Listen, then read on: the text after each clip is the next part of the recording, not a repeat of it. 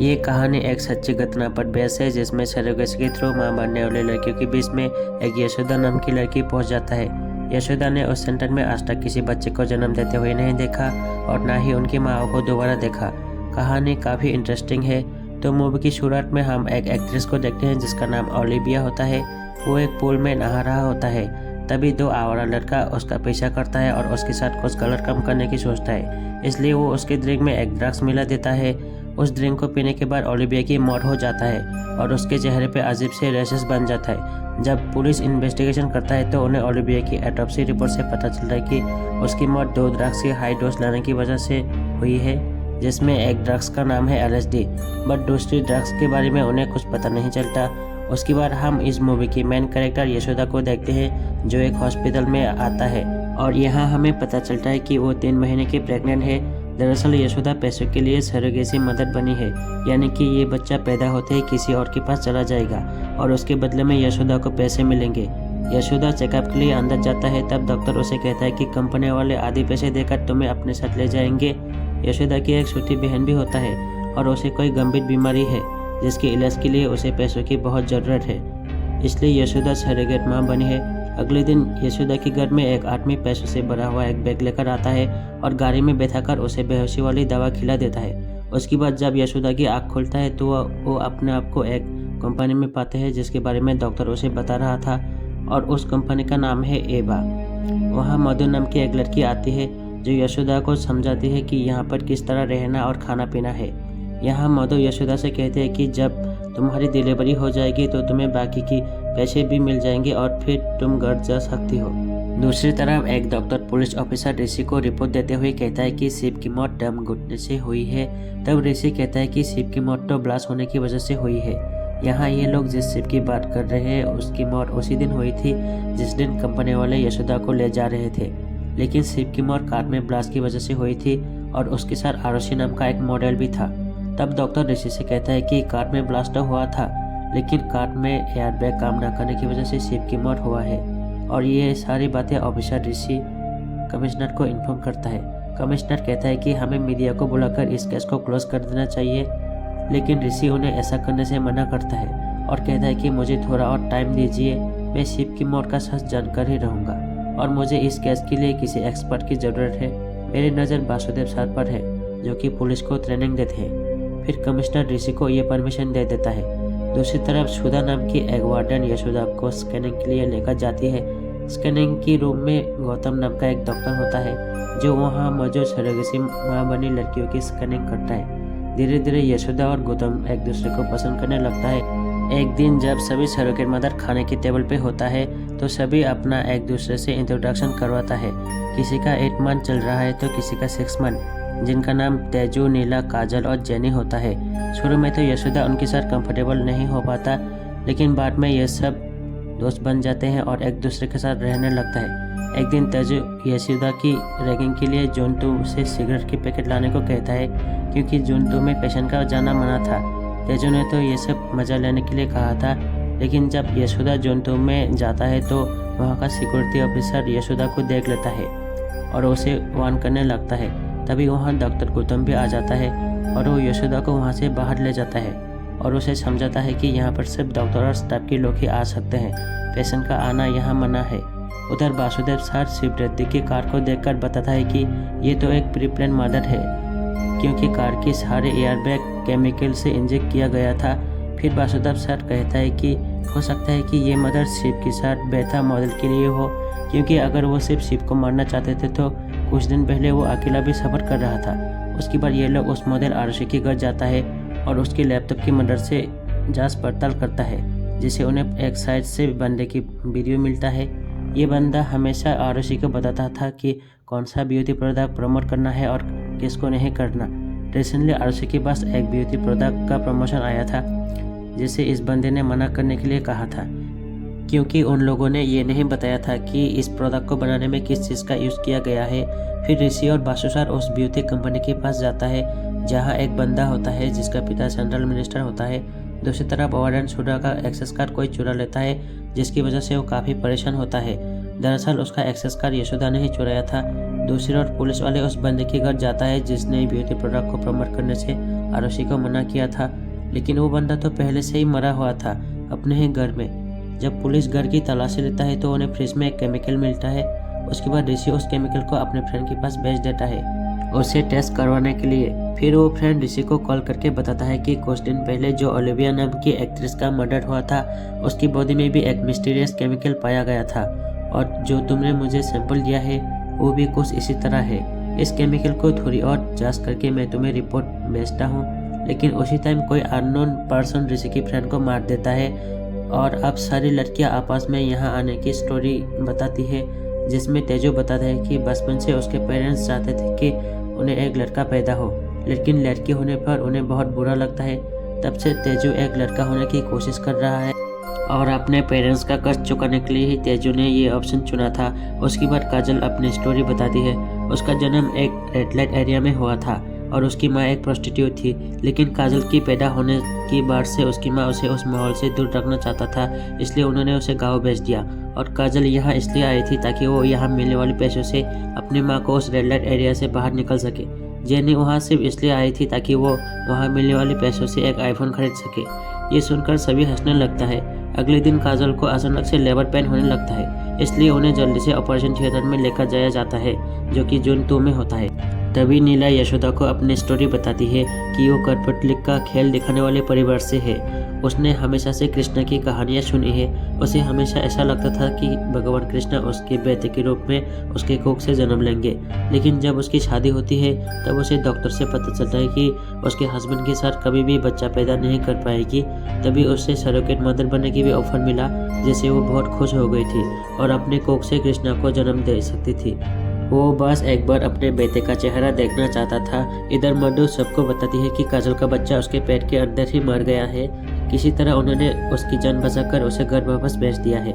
दूसरी तरफ ऋषि और उसके साथी पर हमला होता है, जिससे वो साथी मर जाता है, और उधर कमिश्नर की गाड़ी का भी एक्सीडेंट हो जाता है, जिसकी वजह से वो भी हॉस्पिटलाइज हो जाते हैं। उधर काजल के इस तरह चले जाने से सबको बहुत बुरा लगता है, लेकिन यशोदा को ये सब कुछ अजीब सा लग रहा था, इसलिए वो बेहोशी का नाटक करते हुए जुंटू में एंटर कर जाता है और वहाँ वो कुछ ढूंढने की कोशिश करते हैं। तभी डॉक्टर गौतम वहाँ आ जाता है और उसे उसके रूम में भेज दिया जाता है। उधर कमिश्नर ऋषि और बासु सर को बताते हैं कि ओलिविया साल में 2 बार इंडिया आती थी और वो यहाँ पर 3 दिन के लिए रुकती थी, और ऐसे ही 122 फॉरेन लड़कियां हर 6 महीने बाद इंडिया आती रहती है, और उनके आने का रीज़न अभी तक पता नहीं चल पाया। और उन सारी लड़कियों में बस एक ही बात कॉमन थी कि वो सारी की सारी बहुत ज़्यादा अमीर है। और अब एक एलिना नाम की लड़की भी इंडिया आने वाली है, इसलिए ऋषि और बासु सर उस लड़की को फॉलो करने के लिए एयरपोर्ट पहुँच जाता है, और वो लोग उस लड़की का पीछा करते हुए जंगल में पहुँच जाता है, जहाँ एलिना की कार अचानक से गायब हो जाता है और वो लोग उस जंगल में फंस जाता है। इधर नीला को भी लेबर पेन होना शुरू हो जाता है, इसलिए उसे जोंटो के ऑपरेशन थिएटर में लाया जाता है, जहां यशोदा मौका पाकर जोंटो में दोबारा से घुस जाता है, क्योंकि उसने पहले से ही डॉक्टर गौतम का एक्सेस कार्ड चुरा लिया था। वहां यशोदा ऑपरेशन थिएटर में एंटर करने की कोशिश करता है, तभी वहां पर जेनी आ जाता है और वो उसे अंदर जाने से रोकता है, क्योंकि जेनी मर्डर के लोगों में से एक था और वो कोई सरोगेट मर्डर भी नहीं था। तो वहाँ पर उन दोनों के बीच बहुत देर तक फाइट होती है, जिसमें जेनी की मौत हो जाता है। जेनी की मरने के बाद यशोदा उस ऑपरेशन थिएटर में घुस जाता है, जहाँ पर जाकर उसे पता चलता है कि ये तो कोई मोटा खाना है, जहाँ पर बहुत सारी लड़कियों की डेड बॉडी रखी हुई थी। वहाँ पर काजल और नीला की भी डेड बॉडी मिल जाता है। इन लोगों ने इन दोनों को भी मार दिया था। यशोदा को वहाँ पर मधु और सिक्योरिटी ऑफिसर देख लेता है। उसके बाद यशोदा एसिस रूम में जाती है, जहाँ पर उसे नीला का बच्चा मिल जाता है, जिसे कंटेनर में फ्रीज करके रखा हुआ था, और ऐसे ही वहाँ पर हजारों बच्चों को फ्रीज करके रखा गया था। ये देखकर यशोदा हैरान हो जाता है। तभी वहाँ पर तेजा भी आ जाता है और यशोदा को पकड़कर एक रूम में लेकर जाता है। वो उसे मारने की कोशिश करता है, लेकिन यशोदा उसे ही मार देता है, और वहाँ से निकलकर वो एक दूसरे रूम में जाता है, जहाँ पर मधु सडनली उसके सामने आ जाता है। तभी वहाँ गौतम भी आ जाता है। यशोदा किसी भी तरह करके मधु की गले पे चाकू रखकर उसे कहता है कि तुम लोग ये सब क्यों कर रहे हो और मुझे सच बताओ। तब गौतम यशोदा को बातों में उलझाते हुए उसे कहता है कि तुम मधु को मार दो, क्योंकि यहाँ पर बहुत सारे इलीगल काम हो रहे हैं। इसी बीच वो यशोदा को पकड़ लेता है और उसके गर्दन पर चाकू रख देता है। फिर मधु और गौतम यशोदा को बांध देता है, यानी कि गौतम और मधु दोनों भी इस इलीगल कामों में थे। यहाँ पर मधु यशोदा को अपनी बैक स्टोरी बताती है कि कुछ सालों पहले एक मिनिस्टर कॉलेज में एज ए चीफ गेस्ट आता है। उस वक्त कॉलेज में ब्यूटी कंपटीशन चल रहा था, स्पीच के दौरान मिनिस्टर कहता है कि ब्यूटी का मतलब तो होता है दिल की खूबसूरती। उसी कॉलेज में मधु भी थी और वो इस बार का मिनिस्टर को जवाब देता है। मधु ज़्यादा फोकस फेस की ब्यूटी को कहता है कि अगर लड़की खूबसूरत होगी तभी वो कुछ कर पाएगी, अगर वो खूबसूरत नहीं होगी तो कुछ भी नहीं कर पाएगी। उसी कॉलेज में गौतम भी होता है जो कि मधु से बहुत प्यार करता है। गौतम मधु को प्रपोज करता है लेकिन मधु उसे बुरा भला कहते हुए रिजेक्ट कर देता है। उस वक्त मिनिस्टर भी उसे एक ऑफर देता है कि मैं तुम्हारी खूबसूरती और तुम्हारी बातों से काफ़ी इम्प्रेस हो गया हूँ, इसलिए मैं तुमसे शादी करना चाहता हूँ। फिर मधु मिनिस्टर की प्रॉपर्टी को देखकर उसे शादी के लिए हाँ कर देता है। लेकिन शादी की रात मधु मिनिस्टर से कहता है कि अगर मैं प्रेग्नेंट हो गई तो मेरी ब्यूटी खराब हो जाएगी। उसके बाद भी मधु प्रेग्नेंट हो जाता है। जैसे ही दिन गुजरने लगता है वैसे ही मधु की खूबसूरती भी खत्म होने लगती है। तो डॉक्टर उसे कहता है कि तुम्हें एक रेयर टाइप की बीमारी हुआ है और इसका कोई भी ट्रीटमेंट नहीं है। टाइम बहुत ज़्यादा गुजर चुका था इसलिए अब वो एबॉर्शन भी नहीं करवा सकती थी। मधु की हालत इतना ज़्यादा ख़राब हो जाता है कि वो सुसाइड करने की कोशिश करता है लेकिन वो बच जाता है। मिनिस्टर मधु की ऐसी हालत देखकर उसे छोड़ देता है और कहता है कि जिस खूबसूरती को देखकर मैंने तुमसे शादी की थी वो अब खत्म हो चुकी है। उसी टाइम गौतम मधु के पास आती है और कहता है कि मधु मैं तुम्हें फिर से खूबसूरत बना सकता हूँ लेकिन तुम्हें हमेशा मेरे साथ ही रहना होगा। और मधु इसके लिए मान जाता है। उसके बाद गौतम मधु को अपने लैब में लेकर उसके ऊपर बहुत सारे एक्सपेरिमेंट करता है और फाइनली गौतम का एक एक्सपेरिमेंट सक्सेसफुल हो जाता है और फिर मधु पहले से भी ज़्यादा खूबसूरत हो जाती है। एक बार फिर से मधु गौतम को धोखा देता है। वो मिनिस्टर को बुलाकर उसके आदमियों से उसकी पिटाई कराता है। गौतम उन सभी लोगों को मार देता है। गौतम मधु से कहता है कि तुम्हारी ये खूबसूरती लाइफ टाइम के लिए नहीं है, तुम्हें हर 6 महीने बाद एक बूस्टर डोज लेना होगा और उसका तरीका सिर्फ मेरे पास ही है। एक मैं ही हूँ जो उस डोज को बना सकता हूँ। मैंने तुम्हें पाने के लिए ये सीरम बनाया था। अगर मैं ये सीरम बाहर बेचता तो आज मैं बिलियनर बन सकता था, लेकिन मैंने तुम्हें चुना और तुमने मुझे धोखा दिया। गौतम की ये सारी बातें सुनने के बाद मिनिस्टर एक प्लान बनाता है और कहता है कि तुम्हें मधु चाहिए ले लो लेकिन मुझे पैसा चाहिए। तुम मुझे इस ब्यूटी सीरम को बनाकर दोगे, मैं उससे पैसा कमाऊंगा। फिर तीनों मिलकर इस काम को करना शुरू कर देता है। उसके बाद मधु दूसरे कंट्रीज के लोगों को अपने प्रोडक्ट के बारे में बताने लगती है। यहाँ पर हमें पता चलता है कि इस प्रोडक्ट को बहुत रिच सेलिब्रिटी ने यूज़ करना शुरू कर दिया है, जैसे कि ओलिविया एक्ट्रेस और बहुत सारे लोग होते हैं। लेकिन इनके प्रोडक्ट यूज़ करने की 48 आवर्स के अंदर कोई भी ड्रग्स नहीं लेना चाहिए। इसी रीज़न से ओलिविया की मौत हो गई थी। इसी तरह इनकी कंपनी न्यूबॉर्न चाइल्ड में पाए जाने वाले प्लाज्मा से ये प्रोडक्ट बनाते थे। इसीलिए इन लोगों ने बहुत सारे प्रेग्नेंट औरत को रखा हुआ था। इन सारे लड़कियों की बच्चे की प्लाज्मा को सेव करके रखा हुआ था। उन्हें जब भी ज़रूरत पड़ती थी तब उसे निकाल लेते थे।